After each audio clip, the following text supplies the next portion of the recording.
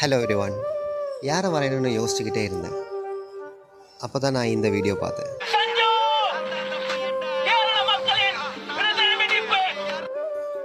Talent இருந்தும் chance கிடைக்காத ஒரு பிளேயர். கிரிட்டிசிசம், ட்ரோலிங், கன்சிஸ்டன்சி இல்லை அப்படின்னு நிறைய பேர் சொல்லிக்கிட்டே இருந்தாங்க.